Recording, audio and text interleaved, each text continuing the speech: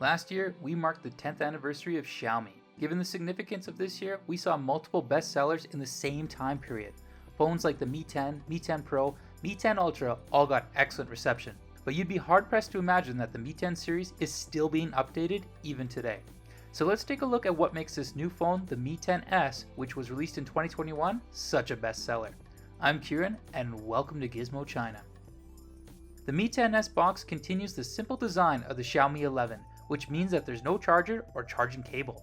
In its place is a free separately packed 33-watt charger. It seems that all future Xiaomi phones, well at least the flagship models, will be packaged separately from the charger. From the moment you take out the phone, you'll find that the Mi 10s looks like a mix between the Mi 10 and the Mi 10 Ultra. The design on the back is almost identical to the Mi 10 Ultra, especially with its glossy metal ring design for the lens.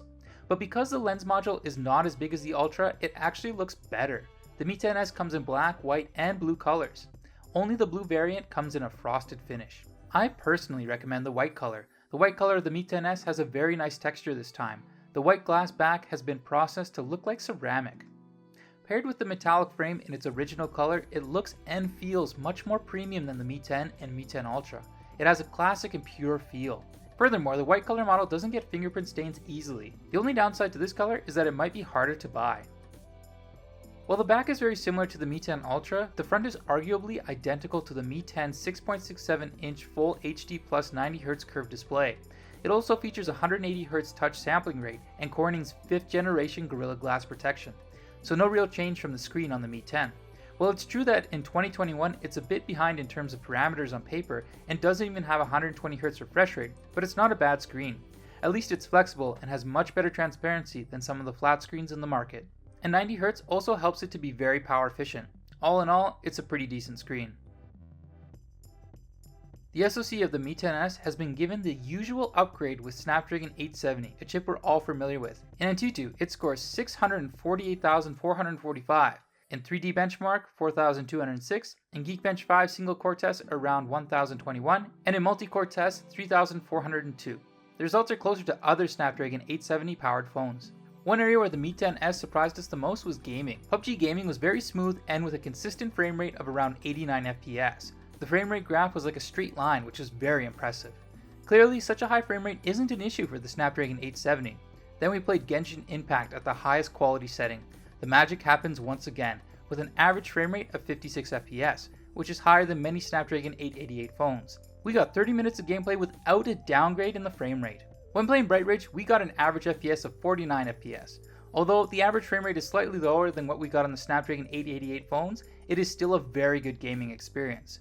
The main reason for this is that the temperature did not exceed 50 degrees Celsius during gameplay and was at 48 to 49 degrees Celsius most of the time.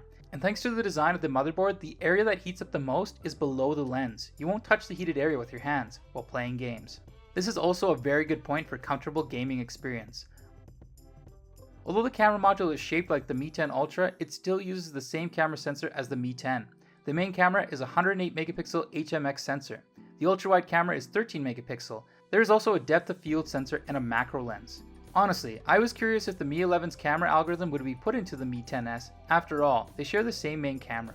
The daytime samples of the main camera were also identical between the two. Perhaps a little more colorful on the Mi 10s, but not much different. We also noticed that the Mi 11 was more likely to turn on to the auto HDR mode than the Mi 10s, but the results from the Mi 10s are exactly the same as the Mi 11 when you turn it on manually.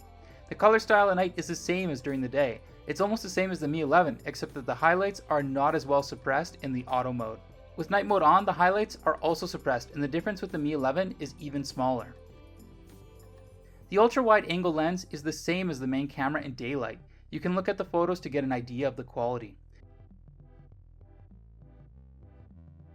At night, the Mi 10s Ultra's wide-angle camera doesn't win in any other over the Mi 11 because it doesn't have an auto mode that incorporates the night mode algorithm.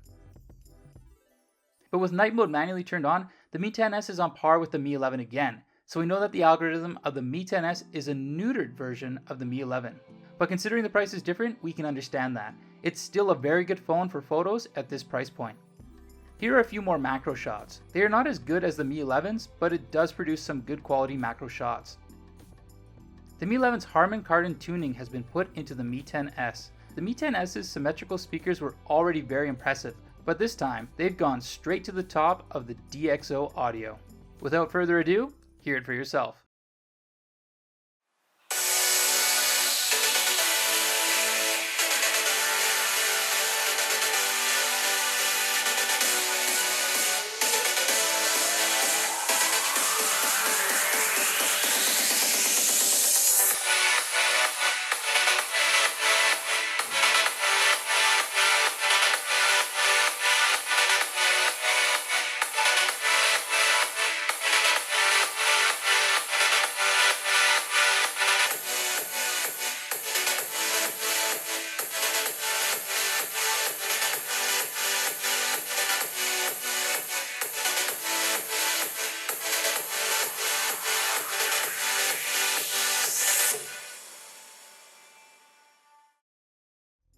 As we said earlier, the 90Hz screen was indeed very power efficient. These were our findings from the battery test. Half an hour of TikTok consumed around 6%, around half an hour of 1080p video consumed 4%, a game of PUBG used up 9%, half an hour of Genshin Impact used up 17% of the battery, while 20 minutes of Bright Ridge used up 15%.